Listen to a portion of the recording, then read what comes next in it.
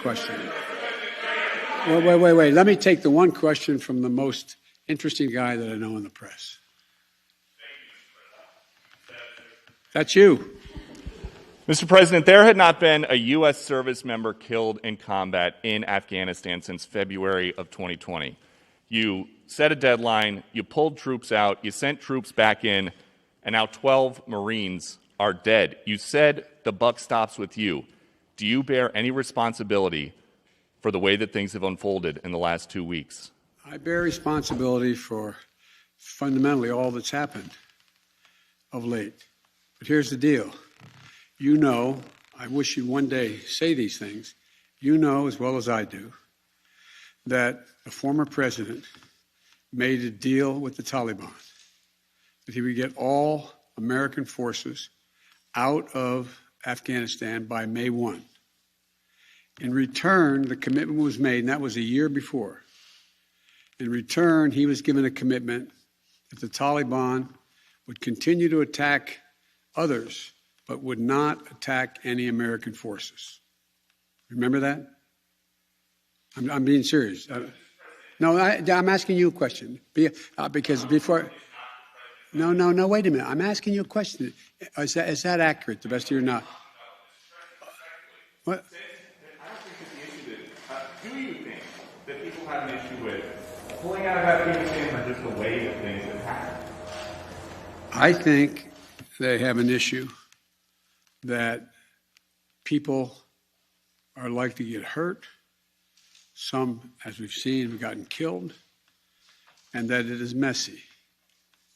The reason why, whether my friend will acknowledge it or has reported it, the reason why there were no attacks on Americans, as you said, from the date until I came into office, was because the commitment was made by President Trump. I will be out by May 1st.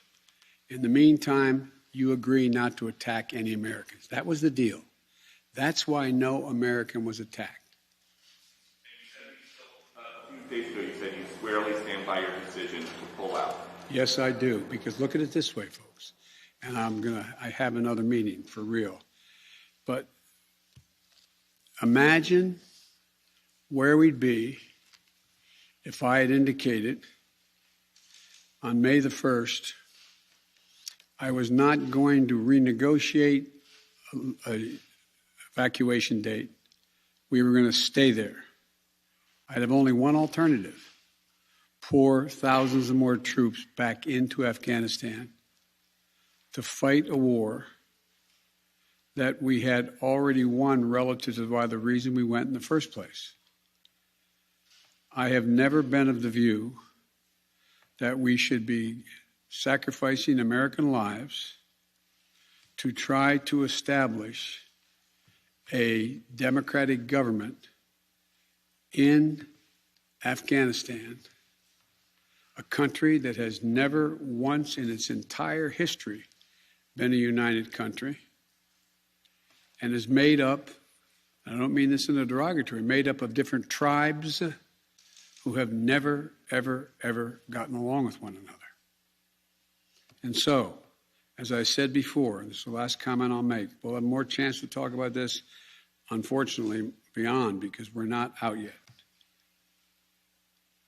If Osama bin Laden, as well as al-Qaeda, had chosen to launch an attack when they left Saudi Arabia out of Yemen, would we have ever gone to Afghanistan? Even though the Taliban completely controlled Afghanistan at the time, would we have ever gone? I know it's not fair to ask you questions, it's rhetorical, but raise your hand if you think we should have gone and given up thousands of lives and tens of thousands of wounded. Our interest in going was to prevent al-Qaeda from reemerging, first to get bin Laden, wipe out al-Qaeda in Afghanistan, prevent that from happening again. As I've said 100 times, terrorism is metastasized around the world. We have greater threats coming out of other countries heck of a lot closer to the United States. We don't have military encampments there. We don't keep people there. We have over-the-horizon capability to keep them from going after us. Ladies and gentlemen, it was time to end a 20-year war. Thank you so much. The lives we lost today were lives given in the service of liberty, the service of security, the service of others, in the service of America. Like their fellow brothers and sisters in arms who died defending our vision and our values in the struggle against terrorism. Of the fallen this day, they're part of a great and noble company of American heroes. To those who carried out this attack, as well as anyone who wishes America harm, know this: we will not forgive. We will not forget. We will hunt you down and make you pay. I will defend our interests and our people with every measure at my command.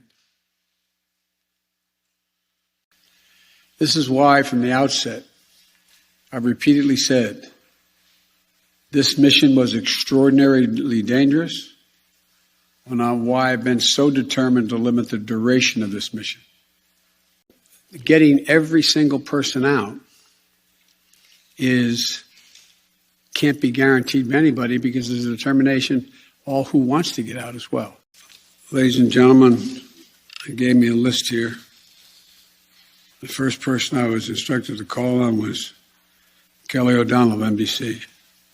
I can't tell you with any certitude that there's actually been a list of names. I know there may have been, but I know of no circumstance. It doesn't mean didn't exist.